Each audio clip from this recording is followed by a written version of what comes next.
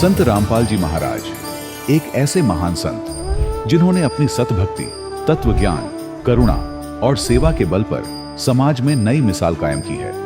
संत रामपाल जी महाराज की अगुवाई में उनके सभी सतलोक आश्रमों से समाज कल्याण के अद्भुत कार्यों ने समाज को सुनहरे भविष्य की एक नई उम्मीद दिखाई है।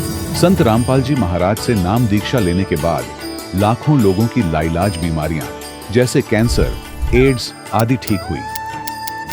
संत जी के ज्ञान से प्रेरित होकर उनके अनुयायियों ने लाखों यूनिट रक्तदान किया। संत जी ने लाखों बहन बेटियों का दहेज मुक्त विवाह करवाया।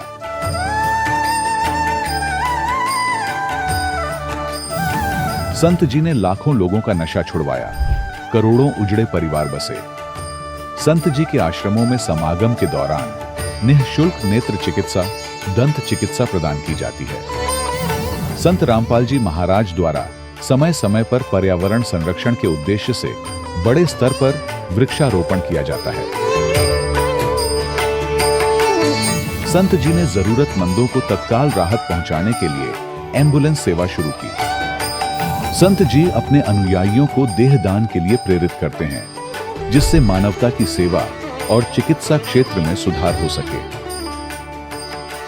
संत रामपाल जी महाराज के सभी आश्रमों में हर रोज निःशुल्क भंडारा आयोजित किया जाता है, जहां हर वर्ग, हर जाति और हर धर्म के लोग एक साथ बैठकर भोजन करते हैं।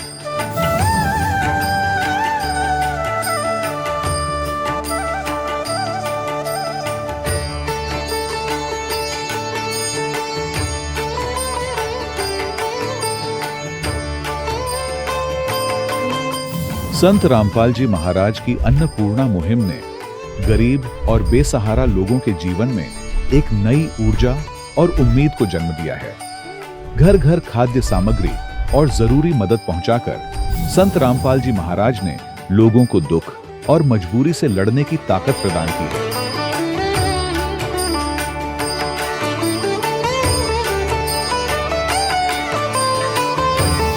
संत रामपाल जी महाराज द्वारा गरीब लोगों के लिए घर बनवाने का अद्भुत कार्य एक ऐसी मिसाल कायम कर रहा है जो सदियों सदियों संत जी की उदारता और दया भावना के तौर पर जाना जाएगा।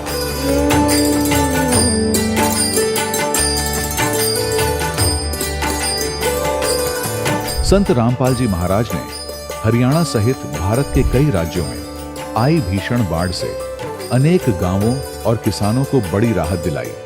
तत्काल लाखों फुट पाइप और हजारों मोटर उपलब्ध कराकर किसानों के खेतों और गांवों में भरे बाढ़ के पानी को बाहर निकालकर उनको नया जीवन दान प्रदान किया। आज संत रामपाल जी महाराज को किसानों के मसीहा के तौर पर देखा जा रहा है। जगह जगह उनके लिए सम्मान समारोह आयोजित हो रहे हैं। संत रामपाल जी महाराज के आश्रम में हजारों बुजुर्गों को सम्मान और प्यार के साथ जीवन जीने का अवसर मिलता है। उनके खाने, रहने और स्वास्थ्य की पूरी जिम्मेदारी संत रामपाल जी महाराज उठाते हैं। अनाथ बच्चों के लिए संत रामपाल जी महाराज के सभी आश्रम किसी वरदान से कम नहीं। यहाँ उन्हें शिक्षा, संस्कार और भविष्य के लिए बेहतर अवसर प्रदान किए जाते हैं। चाहे बाढ़ हो, भूकंप या महामारी, संत रामपाल जी महाराज और उनके अनुयायी हमेशा ही जरूरतमंदों के लिए सबसे आगे खड़े रहते हैं।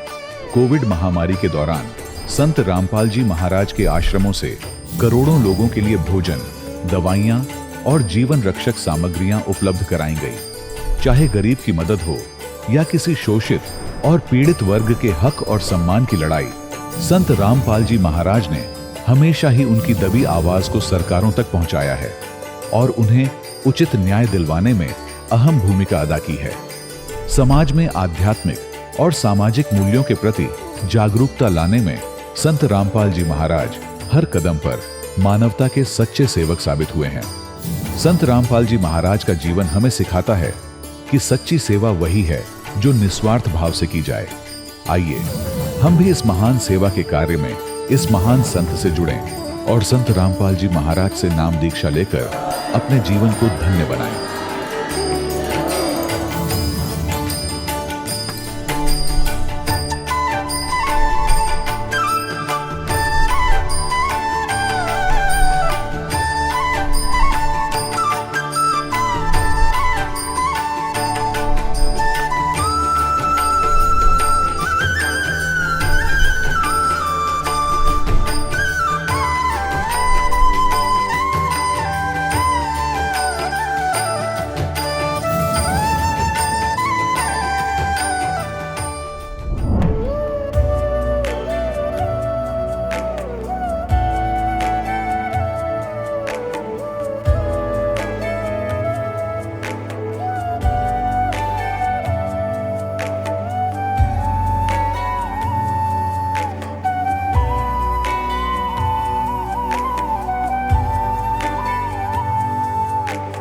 कौन ब्रह्मा का पिता है, कौन विष्णु की मां, शंकर का दादा कौन है, हमको दे बता। ये जानने के लिए कृपया सुनिए। जगत गुरु तत्वदर्शी संत रामपाल जी महाराज के अमृत वचन सर्व पवित्र धर्मों के पवित्र शास्त्रों के आधार पर। सत साहिब दर्शकों, मनुष्य अपने जीवन में सुख और शांति की खोज में कभी मंदिरों के चक्कर लगाता है, कभी देवी देवताओं की पूजा करता है, तो कभी गुरुद्वारों और अन्य धार्मिक स्थलों पर माथा टेकता है। लेकिन जब इतना सब कुछ करने के बावजूद भी उसे मन की शांति नहीं मिलती, तो उसका विश्वास डगमगाना स्वाभाविक हो जाता है। दर्शकों, कुछ ऐसी ही कहानी थी महाराष्ट्र के रहने वाले गणेश यादव जी की। गणेश यादव जी ने अपने जीवन के कई वर्ष ब्रह्मा, विष्णु और अन्य देवी देवताओं की भक्ति साधना में लगा दिए। लेकिन इतनी भक्ति साधना करने के बावजूद भी उन्हें न तो मानसिक शांति मिली और न ही जीवन की समस्याओं से कोई स्थायी राहत मिली। लेकिन दर्शकों, आज गणेश यादव जी का कहना है कि उनका जीवन उस समय पूरी तरह बदल गया जब उन्हें संत रामपाल जी महाराज द्वारा लिखित पुस्तक ज्ञान गंगा मिली।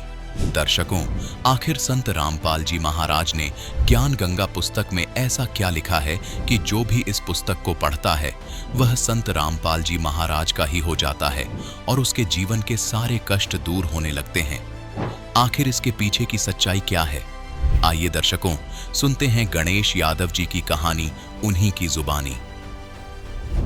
सर नमस्कार। नमस्कार सर। क्या नाम है आपका? गणेश यादव नाम है मेरा। गणेश यादव जी, कहाँ से आए हैं आप? तालुका फलटन, डिस्ट्रिक्ट सातारा, महाराष्ट्र से आया हूँ सर। संत रामपाल जी महाराज से नाम दीक्षा लेने से पहले आप क्या भक्ति साधनाएं करते थे?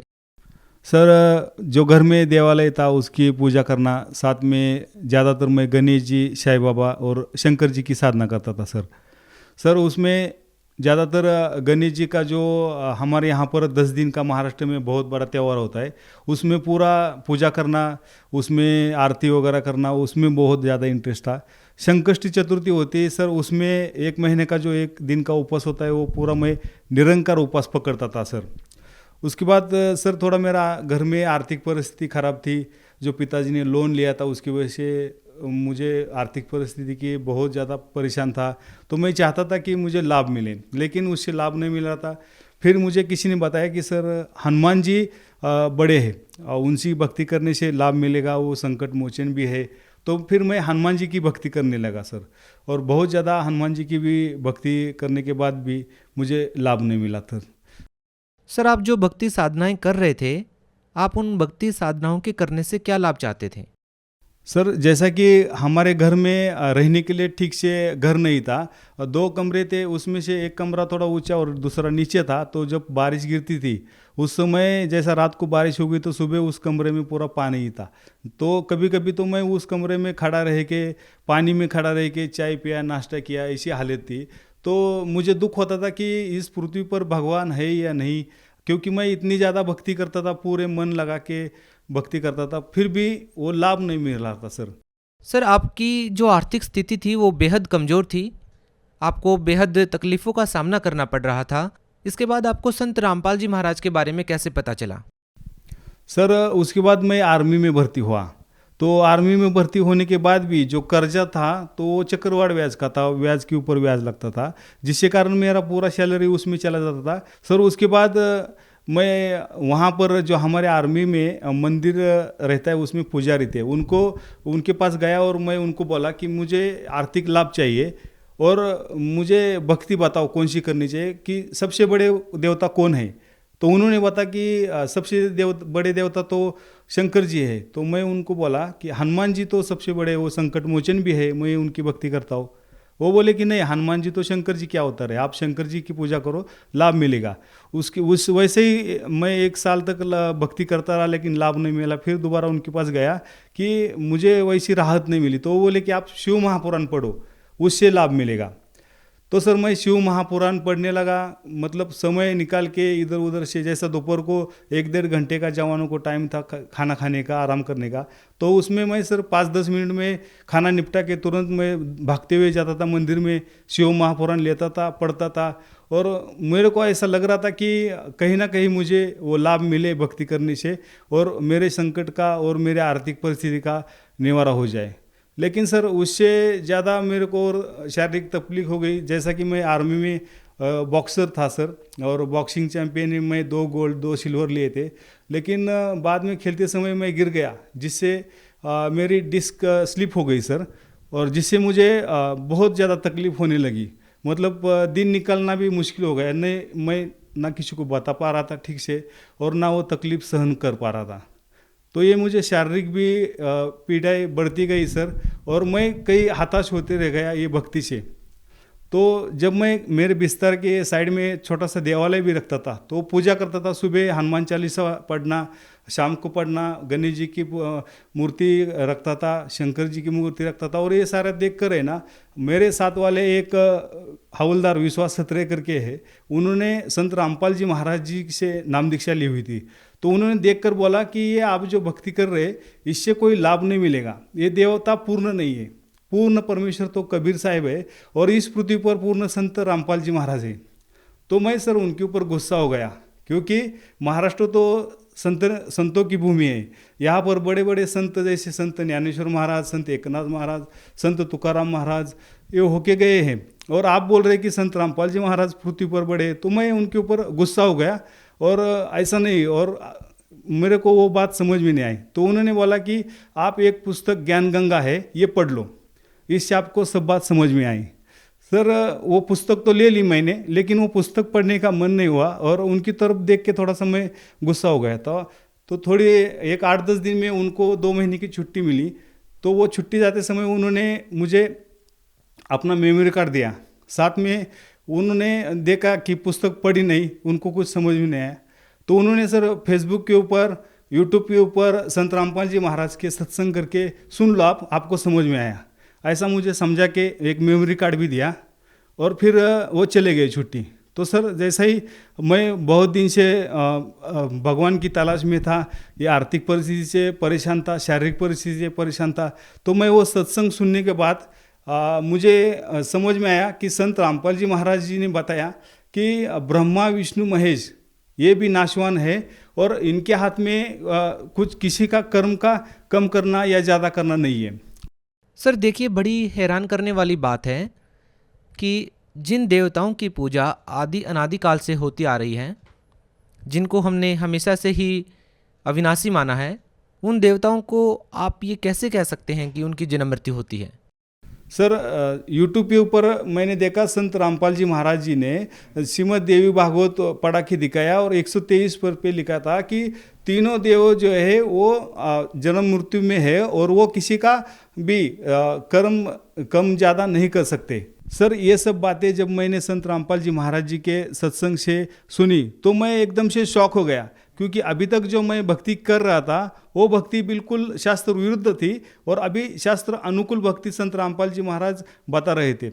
तो इससे सर मैं बिल्कुल ही एकदम आश्चर्यचकित हो गया, और मैं ना वो 2 महीना कब ख़त्म हो जाए, वो जो संत रामपाल जी महाराज जी के शिष्य कब वापस आए, और फिर मैं अपने सवाल उनसे पूछूं, और फिर मेरे को वो लाभ कैसे मिले, इसके लिए मैं उनका इंतज़ार करने लगा। सर जैसा कि मैंने आपको बताया, मुझे डिस्क की प्रॉब्लम थी, और मुझे सर 7 साल से बच्चा भी नहीं था। तो मेरे को यूनिट से बताया गया है कि आप डिस्क का ऑपरेशन करने के लिए RR हॉस्पिटल रिपोर्ट करो, और उसके लिए ये 20 दिन की छुट्टी मुझे दे दी गई।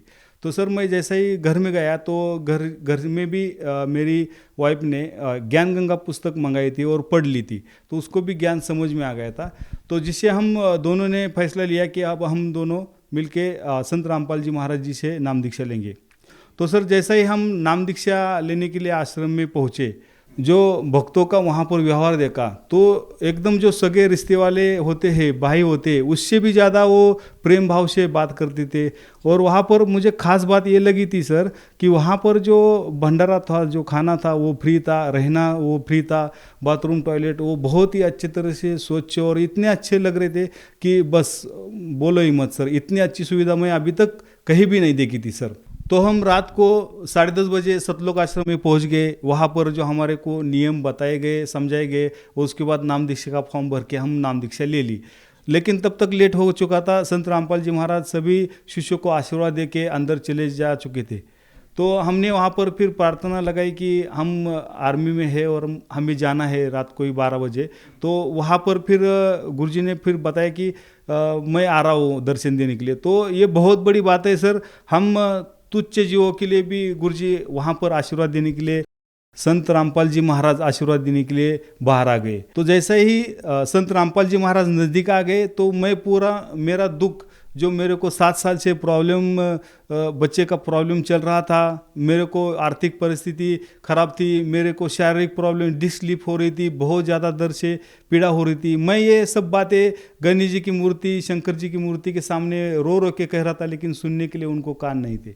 लेकिन अब मेरे सामने जीवंत संत रामपाल जी महाराज थे। उनको मैंने पहले ही बताया कि मेरे को 7 साल से प्रॉब्लम है और बहुत देवी देवता सभी, बहुत ज़्यादा डॉक्टरों का भी पूरा इलाज करके देखा, लेकिन संतान प्राप्ति नहीं हो रही। तो सर जैसा ही मैंने संत रामपाल जी महाराज जी को मेरा पूरा दुख बताया तो उन्होंने मेरे सर के ऊपर हाथ रखा, और जैसा ही सर के ऊपर हाथ रखा मेरा 80% जो डिस्क का प्रॉब्लम था, दर्द था, वहाँ पर ही ठीक हो गया। वहाँ से मैं रात को ट्रेन पकड़ के रिपोर्ट करने के लिए चला गया।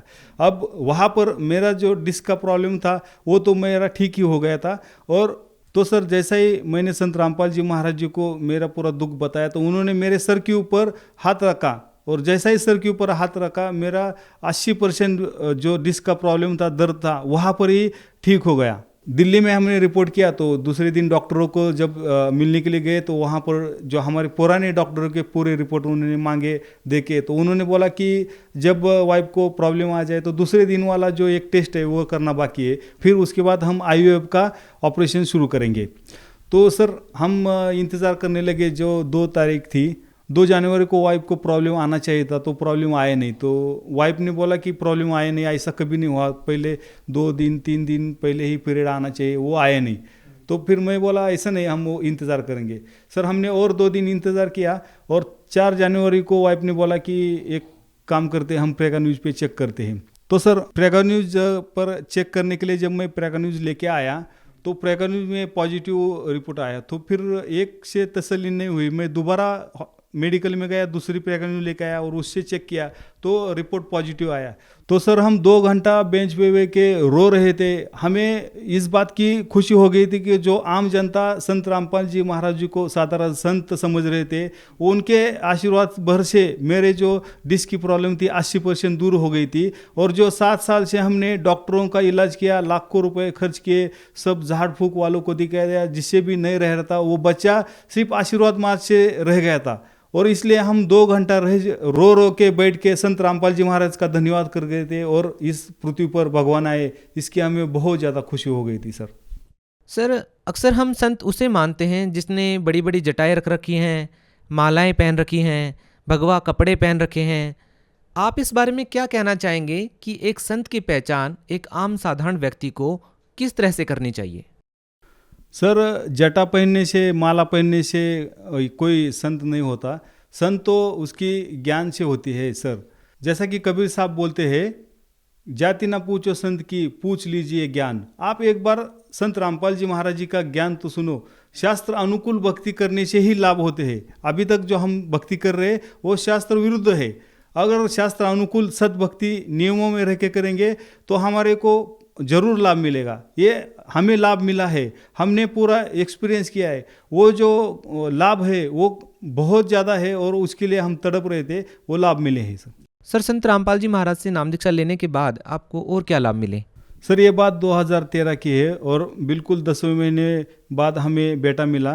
जैसे कि मैंने आपको बताया, आर्थिक स्थिति बहुत ख़राब थी, डॉक्टरों के लिए, झाड़ फूक के लिए बहुत खर्चा होता था। आर्मी में रहते हुए भी मेरे ऊपर जो कर्जा था वो कर्जा चक्रवाढ़ ब्याज होने के कारण वो ठीक से मैं पे भी नहीं कर पा रहा था।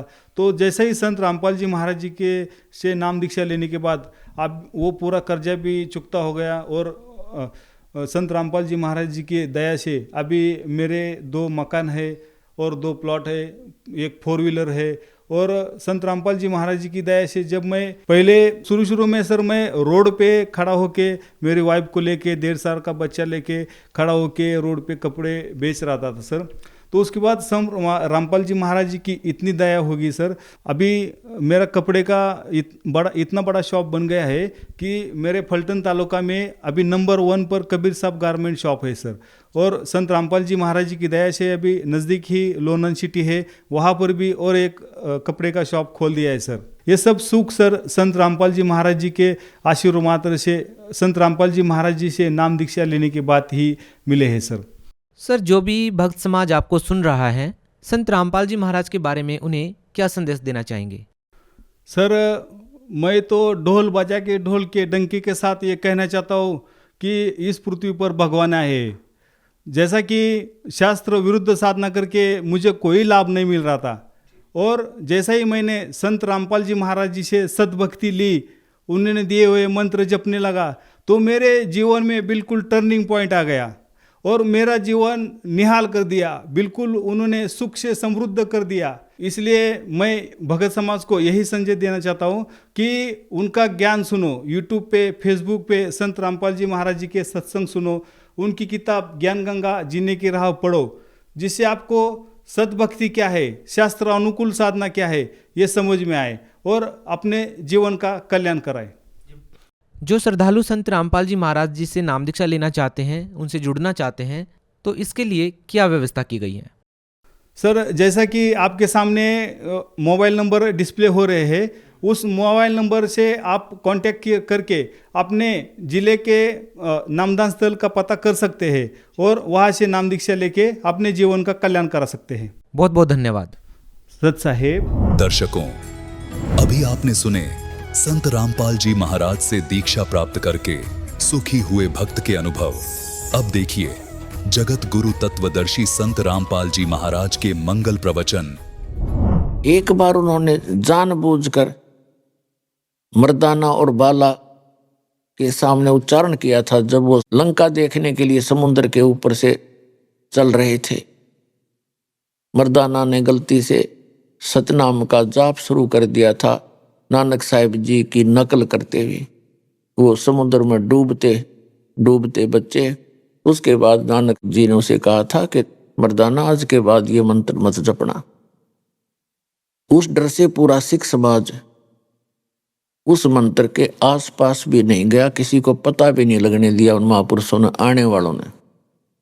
कारण ये था, उनको ये डर था कि कहीं कोई सिख इस मंत्र का जाप कर ले, गुरु नानक देव जी की आज्ञा की अवहेलना होने से वो पापी अपराधी दोषी ना हो जाए। उनका कारण क्या था, अब आपके समझ में आवेगी वो क्यों छुपाया था। ये सतनाम का जाप उच्चारण करने का नहीं है, लेकिन नानक साहिब जी ने जानबूझकर उच्चारण किया कि इनमें से कोई न कोई सा नकल जरूर करेगा और उसको झटका लगेगा और आने वाले समय में एक बैन लग जाएगा। तो पुण्यात्माओं, वो महापुरुषों बैन लगा गए थे। अब इस दास को भेजा है इस बैन को तोड़ने के लिए।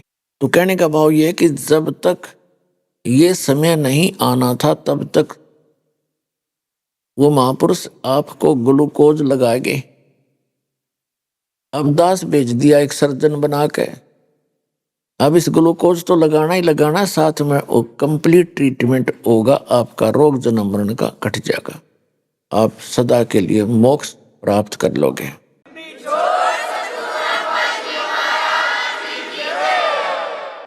इससे पहले तो दास बताना चाह रहा था कि जैसे कर्म प्राणी करता है वैसा फल मिलता है, जब लग सतगुरु नहीं मिलते। सतगुरु मिलता है या तो स्वयं परमात्मा होते हैं या परमात्मा का विशेष कृपा पात्र होता है, और उसको परमेश्वर कबीर जी अपनी पावर दे करके भेजता है।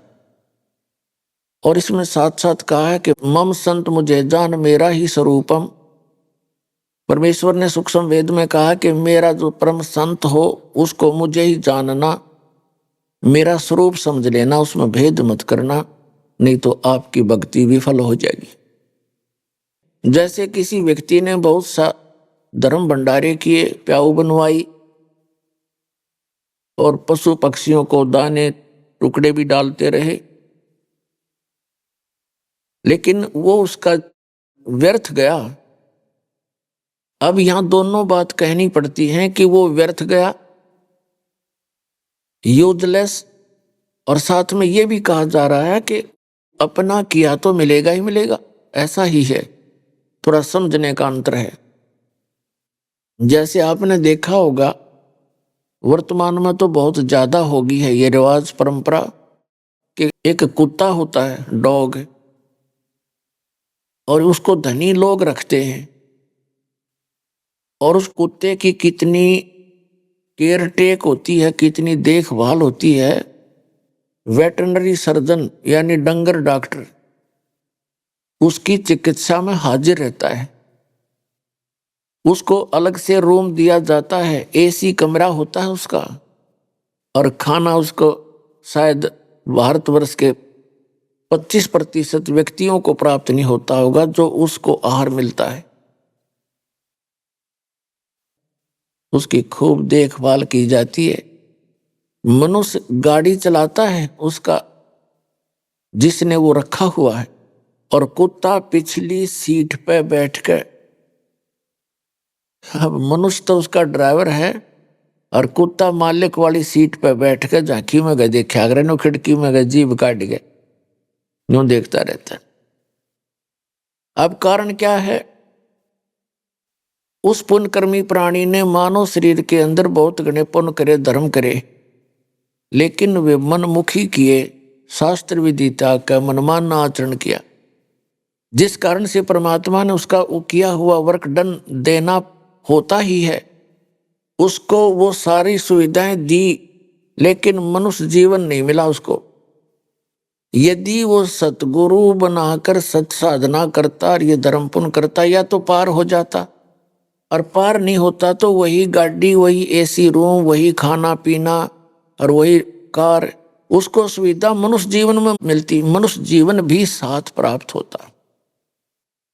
और मनुष्य जीवन प्राप्त होता तो पिछली भक्ति की तरफ होती है प्राणी कहीं ना कहीं, उसको फिर संत भी मिल जाते और फिर से भक्ति स्टार्ट होकर मोक्ष प्राप्त कर जाता।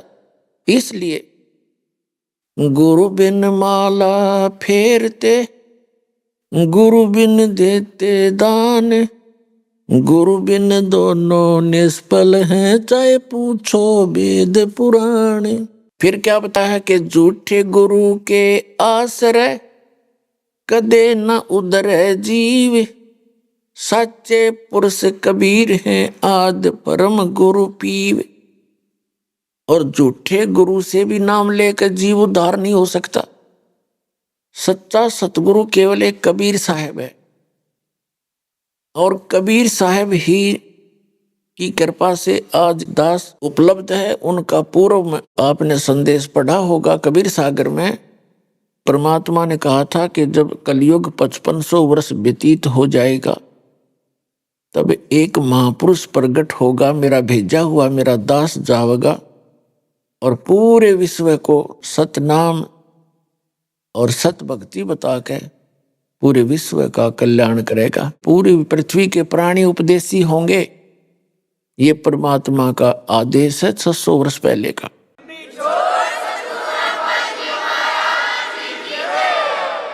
और अब वो सफल होगा पुण्यात्मा। आप देख रहे हो गांव गांव में, नगर नगर में परमात्मा के बच्चे, जिनको ये ज्ञान समझ में आ गया, उनको ये चिंता हो जाती है कि मेरा तो कल्याण हुआ, इसमें को दो राय है नहीं। यहां से भक्ति प्राप्त होने के बाद उस प्राणी का मोक्ष कंपलसरी है, गारंटीड है, लेकिन कंडीशन है कि मर्यादा में रहे। और भक्ति कोई विशेष भी नहीं इसमें करनी, यानी विशेष वो नहीं है कि कोई हठ योग नहीं, इसको चलते फिरते बैठ के लेट के, कोई रोगी है बीमार है नहीं बैठ सकता, लेट के भजन कर ले, सिमरण से मोक्ष होगा। कबीर साहब कहते हैं, कहता हूं कई जात हूं और सुनता है सब कोई, और सुमरण से भला होगा ना तो भला नहीं होए, यानी सुमरण तय मोक्ष होगा। और सुमरण इतना गजब का आपको दे दिया गया है कि एक श्वास की कीमत जैसे बताई थी, आपको बहुत बार बताई है कि 14 लोक ब्रह्मा विष्णु महेश के लोक, और ये 14 लोक एक साइड में रख दे एक तराजू के पलड़े में, और एक तरफ पासंग रख दे पृथ्वी पूरी, इसका शासन, और स्वर्ग लोक और साथ में पाताल लोक तो एक तरफ रख दे वैसे। और एक श्वास के सिमरण का सतनाम के सिमरण की इतनी कीमत है। तो सिमरण आप ढंग से करते रहना, मर्यादा में रहना, भजन जरूर करना लेकिन कसक के साथ करना। यहाँ से दिल उठाए रहना कि ये लोक ठीक नहीं है।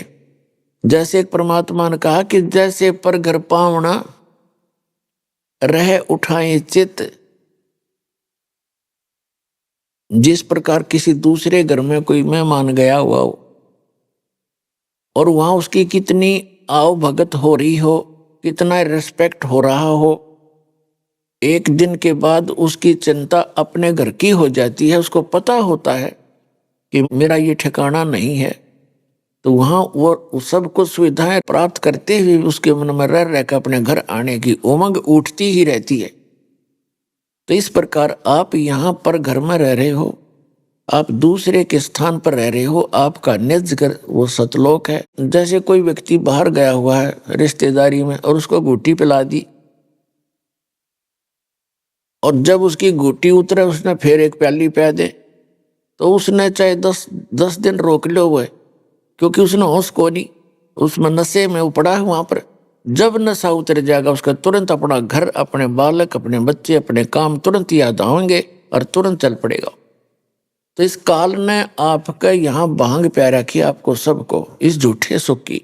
कबीर साहब कहते हैं झूठे सुख को सुख कहे ये मान रहा मनबोध, ये सकल चबीना काल का कुछ मुख में कुछ बोध। यहाँ का जो सुख है कार कोठी बंगले, ये भांग प्या रखी आपने। और जब परमात्मा की एंटीबायोटिक कैप्सूलों से, मंत्र से, जाप से, ज्ञान से जब आपकी अभांग उतरेगी, फिर आपका चित्त उस सतलोक के अंदर ऐसे रहेगा जैसे पर घर में पावना यानी मेहमान रहता है। तो उस अतिथि के आए बिना आपकी मुक्ति नहीं होगी। तो इस ज्ञान को रह रहकर सुनना, भक्ति करते रहना। भक्ति चाहे थोड़ी बन जावे पर करे कसक के साथ करे और मर्यादा में रहता हुआ करे तो सफल होगे। भक्ति करनी अवश्य पड़ेगी। और थोड़े से मंत्र करने में रोज के आप 1000 मंत्र भी कर लो। वैसे तो परमात्मा ने कहा कि 10% समय आपका परमात्मा की भक्ति भजन में अवश्य लगना चाहिए। और वैसे फिर दूसरी तरफ कहा है कि ये तो इन वेरी स्टार्ट बताया है कि पहली कक्षा का बालक ज्यादा देर नहीं बैठ सकता ना पढ़ सकता। बड़ा बच्चा हो जाता है फिर वो लगातार काफी अध्ययन करता है, घंटों अपने आप चिंतित हो जाता है। तो शुरुआत के अंदर कम से कम 2.5 घंटे आपका सिमरण होना चाहिए। 24 घंटे हैं एक दिन रात में, लगभग 2.5 घंटे, 2.25 घंटे, 3 लगा लो, ये सिमरण होना चाहिए आपका। और ये कैसे होना चाहिए? जैसे चलते फिरते, बैठते उठते। आजकल ये जो है ना गाड़ी मोटरों का ज्यादा समय है आने जाने में। आप बस में बैठ गए, मंत्र आपको याद है और बैठ के बस में सीट मिल रहा है तो बढ़िया, ना खड़ा खड़ा अपना सिमरण करता रहे। साथी वहां कोई ऐसा मेहमान होते नहीं, हो भी दो मेहमान भी अगर होगा तो 5 मिनट में सारी बात बतला लेता है, फिर तो बकवाद गड़ेगा बेमतलब की, जो कहनी सुननी होती है 5 मिनट में आदमी अपनी बतला के फारिग हो जाता है, राजी खुशी कुशलता पूछ कर फिर अपनी भक्ति कर ले, सिमरन करता रहे। तो चलते फिरते खेत में, मजदूरी में, अपना दुकान पर और ऑफिस में मंत्र करता रहे, क्योंकि काम का समय काम होता है सभी स्थानों पर। हमने भी नौकरी भी करके देखा है। इसी प्रकार आप इस काल के लोक में भक्ति करनी पड़ेगी आप जी ने। अब जैसे कई भक्त कहते हैं जी टाइम नहीं मिलता और घर में टेंशन रहती है, भक्ति में दिल नहीं लगता, कोई ना, क्योंकि यहाँ टेंशन तो काल ने कंपलसरी बनानी है आपका, क्योंकि ये चाहता है कि ये महा दुखी रहें, परमात्मा की याद इनको आवे नहीं, आपस में उलझ पुलझ रहे ये सारा दिन। एक घर का सदस्य ऐसी बात कह देता है आपस में, तो दूसरा मन माने सारे दिन जले बुझे जा उसके बारे में, उसने ऐसे क्यों कह दिया, उसने ऐसा कि क्या क्या, मैंने ऐसा क्यों कर दिया था, है हो गया सारा दिन का काम। तो परमात्मा कहते हैं ऐसी वाणी बोलिए मन का आपा खोए, और उनको शीतल करे आप भी शीतल होए। तो आपस में हमने ये सोच के कि यो काल करवावे हैं, आपस की खींचातानी, आपस में टेंशन बनानी, इसका प्रथम कर्तव्य है। क्योंकि हम भगवान के बच्चे हैं, अपनी गलती करके इसका फंस गए खलनायक के। अब ये हमें सता के उस भगवान को सताता है, आपको दुखी करके वो परमात्मा को सताता जिसके तुम बच्चे हो, और उस दुख में वो आपको दुखी देखकर यहाँ भटकता रहता है। इन काल के दूतों ने ऐसा मिसगाइड कर दिया, भगवान की परिभाषाएं चेंज कर दी। भगवान तो निराकार है। अब बताओ, भगवान सामने घूमा करते थे, यहाँ रहा करते थे, बार बार आते थे, कहते थे, समझाते थे, तुम भाई भक्ति कर लो, ये लोक ठीक नहीं है, तुम यहाँ के रहने वाले नहीं हो, तुम्हारा लोक और है। तो उस अज्ञान के कारण हम भगवान को पहचान नहीं सके, और निराकार पे हमारी माइंड की सुई नीडल वहां टकराई गई कि ना भगवान तो निराकार है। तो वो परमात्मा आपके लिए भटक रहा है, आप पहचान नहीं पाए, क्योंकि काल ने आपको भ्रमित किया और साथ में यह झूठे सुख को और ये सुख बता के आपको भ्रमित कर रखे।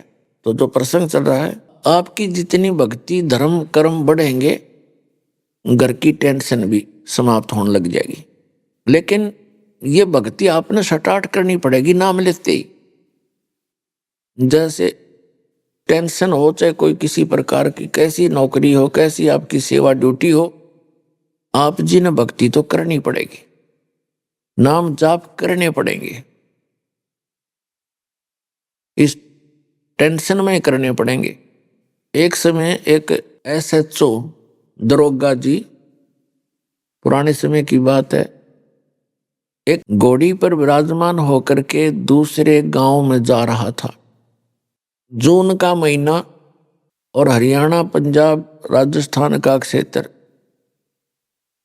दिन के 12 बजे हुए और वो जा रहा था, उसको प्यास लगी, घोड़ी को भी प्यास लगी। उसने देखा कि एक व्यक्ति रहट चला रहा है, अरहट होता था, उसमें बैलों को एक कुआं होता था, कुएं के अंदर से पानी निकालने के लिए एक बड़ी सी पुली होती थी, पुली। तो उस पुली के ऊपर के एक चैन के ऊपर बाल्टी फिट कर दी जाती थी, वो नीचे से भर के आती थी, ऊपर खाली होती थी, और फिर खेतों में सिंचाई का काम हुआ करता था, फसल में। तो वो जो रहट होता था वो ऐसे लंबी लकड़ी, यानी उसको लाठ बोला करते, और उसके साथ फिर बैलों को जोड़कर उस लंबी सी पाट बोला करते, पाट, लाठ भी कहते उनको, पाट भी कहते। और फिर वो चलते समय वो अरहट का सारा सिस्टम, कुछ तो पानी निकाल लें, जब वो चैन बाल्टी चूं चर चूं चूं करे, काफी जोर से आवाज आया करे, तो दरोगा जी अपनी घोड़ी लेकर अरहट के पास आया। घोड़ी निकट आते ही उस चूं चूं को सुनकर रहट की आवाज को सुनकर दूर भागेगी, फड़केगी वह। उस एसएचओ ने उस किसान को धमकाया कि तू चू चू बंद कर दे, हमने पानी पीना है, घोड़ी ने भी और मैंने भी, मेरी घोड़ी डरती है। उस किसान ने वो रहट बंद कर दिया, बैल रोक दिए, और बैल चलेंगे तो वो पानी निकलता रहता है, और बैल बंद हो गए तो वो हट बंद हो गया, हट बंद हो गया तो पानी बंद हो गया, तो पानी सीधा खेत में डायरेक्ट जा रहा था। खेत साथ साथ जमीन उस पानी को पी रही थी, सूखा खेत था। दरोगा जी निकट आया और कहने लगा, किसान पानी निकाल। उसने बैल फिर हाँक दिए, वह फिर चू चू शुरू हुई। घोड़ी 200 फुट जाकर डटी, भाग ली फटक गए। उसने कहा, ये चू चू बंद कर किसान। किसान ने फिर बैल रोक दिया, फिर निकट आया, पानी पाया नहीं। उसने कहा, पानी निकाल। वह फिर बैल हाँक दिए, वह घोड़ी फिर एक किला जाकर डटी। तब किसान ने कहा कि दरोगा जी, पीना हो तो इस चू चू में पी लो, ना दोनों मरोगे। तो पानी पीना पिलाना है तो इस चू चू में पी लो, ना दोनों मरोगे तुम प्यासे। तो पुण्यात्माओं, इस अकाल की चू चू में ही हमने पानी पीना पड़ेगा, या भक्ति करनी पड़ेगी और लगे रहना।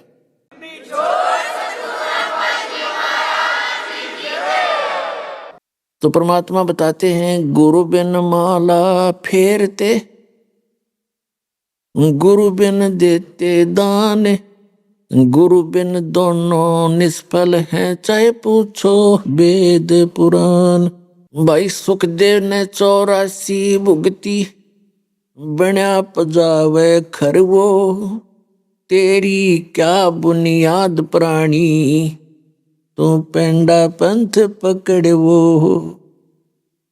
अन्य साधनाएं करने से, सतगुरु की प्राप्ति ना होने से, क्या बताते हैं कि सुखदेव ने 84 भुगती, बना पजावे खरवो, और तेरी क्या बुनियाद प्राणी, तू पेंडा पंथ पकड़वो।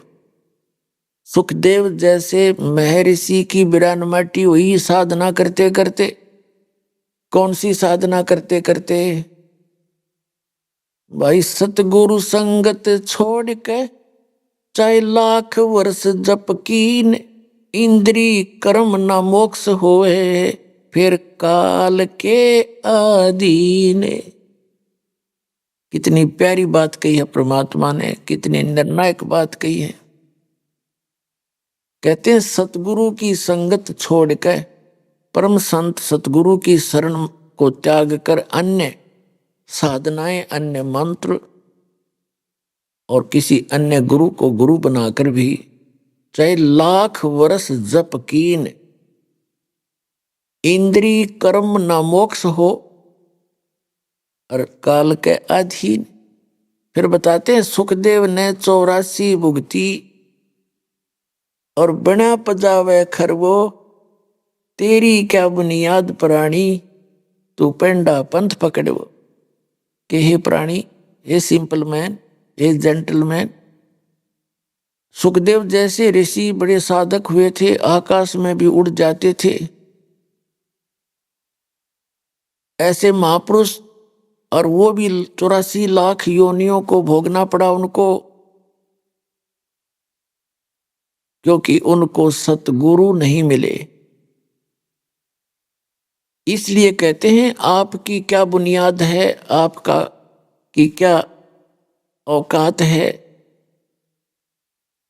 आप वो पेंडा पंथ पकड़वो। पैड़ा, पैड़ा माने वे मार्ग, वो मार्ग पकड़ जिससे ये जन्म मृत्यु 84 लाख योनियों से छुटकारा हो। तो पुण्यात्मा, उसके लिए बताया है, लखबर सूरा जूझ ही, लखबर सावत दे, लखबर यति जहान में, तब सतगुरु शरण ले। आप आज के नहीं हो, आपका जन्म अभी नहीं हुआ, क्योंकि हम ऐसे कर दिए इस काल भगवान ने, हमने रोजी रोटी और कार और कोठी, बेटा और बेटी, इसके अतिरिक्त कुछ भी दिखाई नहीं देता। और ये करते करते भी जो हमारे संस्कार थे वही चल ही रहे थे, वो तो आपको मिलने ही मिलने हैं। पुत्र प्राप्ति है और आगे चल के कोई व्यवस्था होनी है ना होनी है, ये तो आपका पूर्व निर्धारित है। और इसी में हम सोच रहे थे हमारे करे तो हो रहा है, नहीं। जैसे विवाह होता है बच्चों का, अब से पहले तो बहुत धारणा है, प्रत्येक व्यक्ति की धारणा थी कि वो संतान बेटे को मानता था, लड़का होना चाहिए, लड़की लड़की है तो भी दुखी रहता था।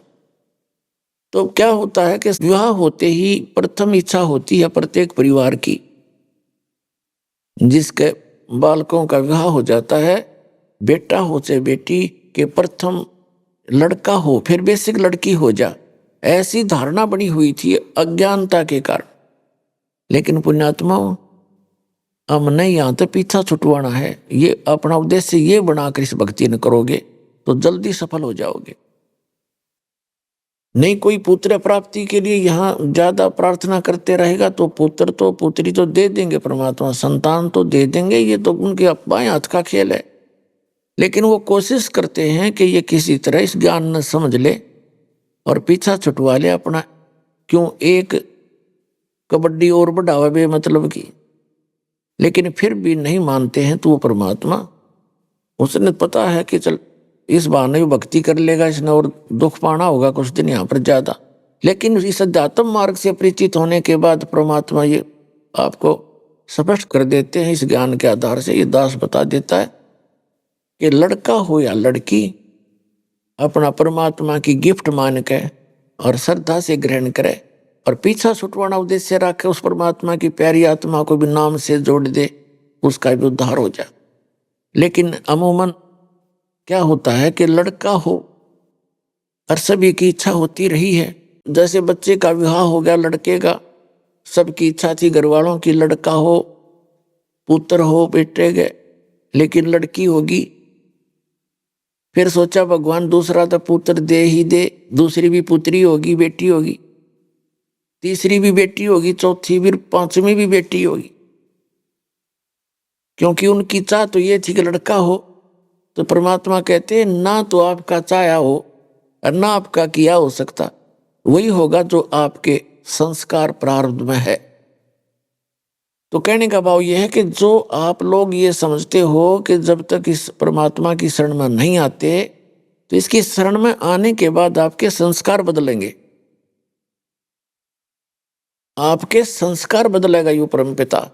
लेकिन आप बालक हो, आप फिर उसमें भी चिंतित हो जाते हो। ऑपरेशन थिएटर में आकर मरीज ने अपनी नहीं चलानी चाहिए, वहां तो डॉक्टर की चलेगी तो आपका रोग कटेगा। तो ये ऑपरेशन थिएटर है आपका जन्म मृत्यु के रोग के काटने का, और बाकी और पीड़ा होगी शरीर में उसकी भी औषधि है यहाँ पर, यानी और कोई संसारिक दुख होंगे, टेंशन होगी, वो भी ठीक करिए जाएंगे। लेकिन ऑब्जेक्शन नहीं करे, जो हो रहा होने दे, थोड़ा बहुत पीड़ा भी होती है तो होने दे उसको। जैसे एक बहन ने नाम ले लिया, उसकी पुत्रवधू ने भी उपदेश ले लिया। एक पोती थी पहले, उससे पहले एक लड़की होकर के उनका फिर गर्भपात हो जाता था, तो दीक्षा दिवाई उसकी सास ने के लिए, बेटी नाम ले, यहां से तेरा काम बढ़ेगा। तो नाम लेने के बाद क्या हुआ, उस लड़की का फिर से दिक्कत होगी। कारण यह था कि उसने अपनी माता के कहने से और लटोटर करवा लिया। कोई बात नहीं, फिर उसको पता चला, उसको समझाया, उसकी माँ को भी सास को भी, फिर उन्होंने वो तो काम छोड़ दिया। फिर तीसरी बार फिर गर्भ रहा उसमें बेटी को। अब क्या था कि उस लड़की का वो गर्भ खराब हो गया और वो इतनी रोए और बुरा हाल कर दिया। अब उसकी सास को दृढ़ विश्वास था परमात्मा कबीर जी पर, इस दास से उपदेशी थी, उसने कहा बेटी भगवान जो करे वो ठीक करता है, लेकिन वह ना मानी। अब बालक ज्ञान नहीं समझता, इतना आदमी ने दुखी रहे। तो उसने मेरे पास फोन किया, पहले थोड़ी सी संगत थी, सन 1997 की बात है। अभी आपने सुने संत रामपाल जी महाराज के मंगल प्रवचन। आइए अब सुनते हैं संत रामपाल जी महाराज से नाम दीक्षा लेकर सतभक्ति करके अद्भुत लाभ प्राप्त करने वाले अनुयायी के विचार। मनुष्य हर संभव उपाय आजमाता है ताकि उसे आध्यात्मिक सुख मिल सके, लेकिन जब उसे सच्चा ज्ञान नहीं मिलता तो वह दुख और तनाव का शिकार हो जाता है। दर्शकों, आज हम आपको ऐसी ही एक कहानी सुनाने जा रहे हैं जो छत्तीसगढ़ के नौहर सिंह जी की है। नौहर जी ने अपनी आध्यात्मिक यात्रा में कई प्रकार की साधनाएं अपनाई। इन्होंने जप भी किया, व्रत भी रखे, तीर्थों की यात्रा भी की और बचपन से गणेश जी की भक्ति भी की, लेकिन किसी भी विधि से सच्ची शांति नहीं मिली। लेकिन दर्शकों, आज नौहर जी का कहना है कि जब से मैंने संत रामपाल जी महाराज की शरण ग्रहण की है, तब से मेरी जिंदगी पूर्ण रूप से बदल गई है। दर्शकों, आखिर संत रामपाल जी महाराज ने नौहर जी को ऐसी कौन सी जड़ी दे दी जिससे इन्हें शारीरिक और मानसिक सुख की प्राप्ति हुई? आखिर इसके पीछे की सच्चाई क्या है?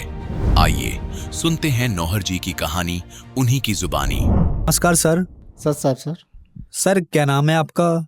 नौहर सी से होता सर। सर कहाँ से हैं आप? बजरंगपुर नवागांव, वार्ड नंबर 1, जिला राजनांदगांव, छत्तीसगढ़ से सर। नौहर जी, संत रामपाल जी महाराज से नाम दीक्षा आपने कब ली? 6/5/2020 को नाम दीक्षा लिया सर। संत रामपाल जी महाराज से नाम दीक्षा लेने से पहले क्या आप कोई भक्ति साधनाएं भी करते थे? भक्ति साधना सर, मैं गणेश जी, ब्रह्मा विष्णु महेश का, और मैं गणेश जी का बहुत ज़्यादा भक्त था। और गणेश चतुर्थी में मैं बचपना से मैं मतलब गणेश जी में बहुत सारा मतलब जो भी लगता है चंदा, मैं हर चीज़ में समर्पण होकर करता था गणेश जी का भक्ति। संत रामपाल जी महाराज की शरण में आने का क्या कारण बना?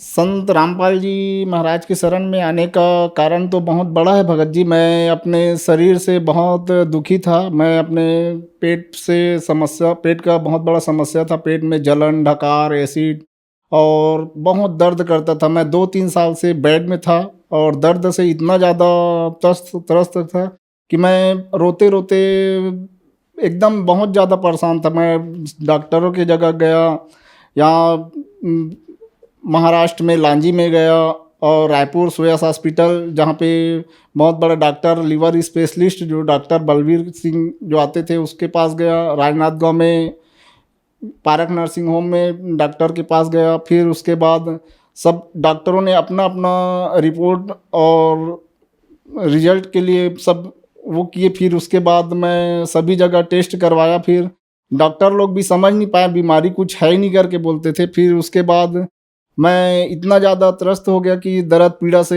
कि किसी जगह कोई डॉक्टर से कोई दवाई गोली से भी ठीक नहीं हो रहा है। प्लस मैं अपने जीवन से इतना ज़्यादा वो हो गया कि फिर उसके बाद जो तंत्र मंत्र वाले जो बैगा हैं उन लोग के पास गांव में घुमा, फिर कहीं पे भी ठीक नहीं हुआ। उसके बाद मैं एकदम निराश हो गया, ना डॉक्टरों के पास ठीक हो रहा है ना कोई बैगा के पास ठीक हो रहा है करके। फिर मैं मन में ये सोच लिया कि मेरे को जीना नहीं है और मेरे को इस दुनिया से जाना ही है करके। फिर अपने बच्चे लोग को पकड़ के रात में बिस्तर में सो भी नहीं पाता था। 1 साल तक कंटिन्यू मैं सोया नहीं हूँ भगत जी। फिर मैं इतना ज़्यादा वो होने के बाद मैं पड़ोस का एक जो संत रामपाल जी महाराज से दीक्षा लिया हुआ है वो बोले कि इस बुक को रखो, बुक को पढ़ो करके। फिर बुक को पढ़ने के पहले मैं 1 साल चर्च गया हूँ। चर्च में भी गया था 1 साल तक के चर्च में सब अपना जो वहाँ पादरी होते हैं, पास्टर, उन लोग प्रार्थना दुआ करते थे, लेकिन उसमें भी मेरा कोई लाभ हुआ नहीं। फिर मैं त्रस्त हो गया। फिर जो बुक दिया था उस बुक को मैं 3 दिन पढ़ा हूँ। 3 दिन पढ़ने के बाद मेरा मन में ऐसा हुआ कि मैं इसी से मैं ठीक हो सकता हूँ करके फिर बुक को पढ़ा हूँ। 3 पेज पढ़ने के बाद मेरा मन हुआ कि मैं दीक्षा लूँगा करके। फिर भगत जी को बोला कि भगत जी मैं दीक्षा लेना चाहता हूँ करके। तो बोले कि अभी बुक पढ़ो, अच्छा से सत्संग सुनो, उसके बाद फिर आप लेना। मैं लेकिन अपने दुख से तकलीफ़ के कारण मैं बोला भगत जी को मैं जल्दी से जल्दी नाम दीक्षा लेना चाहता हूँ करके। संत रामपाल जी महाराज जी से नाम दीक्षा लेना है करके। तो फिर ऑनलाइन उस समय कोरोना जो चल रहा था, तो ऑनलाइन नाम दीक्षा लिया हूँ, और नाम दीक्षा लेने के 3 दिन पश्चात मेरा जो सारा प्रॉब्लम, जो 3 साल से इतना दुख तकलीफ में पड़ा हुआ था, और 3 दिन के अंदर मेरा पूरा दुख तकलीफ दूर हो गया भगत जी। सर, आप अपनी बीमारी को लेके बहुत सारे डॉक्टर्स के पास गए, तो डॉक्टर ने आपको क्या बताया? क्या ये बीमारी ठीक हो सकती है या नहीं? डॉक्टरों ने तो एक जो डॉक्टर हैं वो बोले कि तेरा बीमारी कुछ पकड़ में आता नहीं, कुछ बीमारी का समझ है ही नहीं है करके, तू किसी के पास जा और अपना वहाँ देख के कुछ करवा ले इलाज, मैं तो नहीं कर पाता करके। फिर सेक्टर 9 में डॉक्टर जो है उसके पास गया था, तो डॉक्टर जी बोले कि मैं घर में तेरा पर्सनल इलाज करके देखता हूँ करके। फिर 2-3 बार घर में गया, फिर 2-3 बार वहाँ दवाई लिख के दिए, उसके बाद भी उस दवाई से ठीक नहीं हो पाया। फिर मैं जब बोला तो अब लास्ट दवाई जो लिख के दे रहा हूँ, अगर कोई नहीं हो भी पाएगा तो मैं नहीं कर पाऊँगा, आना मत करके। तो फिर उसके बाद उस दवाई को लेने के बाद मैं गया नहीं। सर, जैसा कि आपने बताया कि आपको 3 साल पुरानी बीमारी थी, आप बहुत सारे डॉक्टर्स के पास गए, बहुत सारे तांत्रिकों के पास गए, लेकिन सभी जगह आपको निराशा ही हाथ लगी। फिर आप संत रामपाल जी महाराज की शरण में आए और 3 साल पुरानी बीमारी 3 दिन में ठीक हो गई। तो सर, संत रामपाल जी महाराज के पास ऐसा क्या है जो इतने सालों की बीमारी कहीं भी ठीक नहीं हुई, वो संत रामपाल जी महाराज के पास ठीक हो गई? संत रामपाल जी महाराज हमारे वेद शास्त्र से प्रमाणित ज्ञान बताते हैं, और यहाँ तक कि मेरे मोहल्ले वाले बोलते हैं कि इतना बैगा के पास घूमा है तो संत रामपाल जी महाराज भी ऐसा कुछ जादू से वो करवाता होगा ऐसा करके, लेकिन वैसा कुछ नहीं है। संत रामपाल जी महाराज हमारे शास्त्र से प्रमाणित ज्ञान देकर उसी से सब भक्ति साधना करवाते हैं, और वही भक्ति जो दिए हैं उसी भक्ति से मेरा सब तबीयत ठीक हुआ है। सच सर, जो आपके हाथ में रिपोर्ट्स हैं ये किस चीज़ की हैं? ये रिपोर्ट है भगत जी, ये रायपुर में सुयस हॉस्पिटल में जो डॉक्टर जो बोले थे एक बार, ये राजनांद गांव का है। राजनांद गांव में जो डॉक्टर दिवाकर सर हैं उसी से मैं इंडोस्कोपी करवाया था, और ये इंडोस्कोपी करवा के उसके बाद 2-3 महीना उसी के पास इलाज करवाया हूँ, लेकिन इलाज करवाने से मेरा कोई फ़र्क पड़ा नहीं। और डॉक्टर बोल रहे थे कि मतलब तेरा आंत में सूजन है करके, लेकिन जो सूजन है वो भी आज तक को कभी ठीक हुआ नहीं, ना कोई दवाई से ना कोई चीज़ से। संत रामपाल जी महाराज से नाम दीक्षा लेने के बाद आज मैं बहुत ही अच्छा महसूस कर रहा हूँ, और पूरे ठीक हूँ, फिट हूँ, और मेरा कोई दवाई गोली नहीं है, ना ज़रूरत है अभी। सर, क्या और भी लाभ मिले आपको संत रामपाल जी महाराज से नाम दीक्षा लेने के बाद? संत रामपाल जी महाराज से नाम दीक्षा लेने के बाद तो मुझे बहुत सारा लाभ हुए हैं भगत जी। पहले जहाँ मैं 21 साल से काम करता था पशु आहार गोदाम में, वहाँ का सुपरवाइज़र था।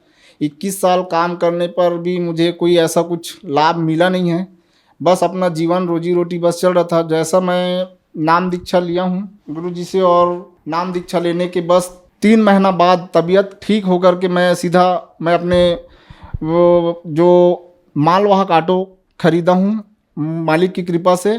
सर, लाखों की संख्या में दर्शक आज आपको टीवी पर देख रहे हैं, और बहुत सारे ऐसे लोग हैं जो अपनी जिंदगी से हताश हो गए हैं। उनके लिए आप एक उदाहरण हैं। जैसे कि आपने बताया कि आपकी 3 साल पुरानी बीमारी ठीक हो गई, आपने रिपोर्ट्स भी दिखाई, तो जो लोग परेशान हैं उन लोगों के लिए आप क्या कहना चाहेंगे? सर जी, मैं जो भाई हैं जो अपने बीमारी से, अपने घर की समस्या से जो परेशानी में जूझ रहे हैं, उनसे मैं बारंबार निवेदन करता हूं कि वे भी आए हमारे गुरु जी के शरण में, और संत रामपाल जी महाराज जी से दीक्षा लेकर अपना कल्याण कराएं और सद्भक्ति कर अपने मानव जीवन का लाभ उठाएं। संत रामपाल जी महाराज से नाम दीक्षा कैसे ली जा सकती है? संत रामपाल जी महाराज से नाम दीक्षा जो चैनल में सत्संग चलता है उसमें नीचे जो पीला पट्टी जो चल रहा है उसमें जो कांटेक्ट नंबर है, उस कांटेक्ट नंबर में आप कॉल करके नाम दीक्षा ले सकते हैं। धन्यवाद सर। सत्संग।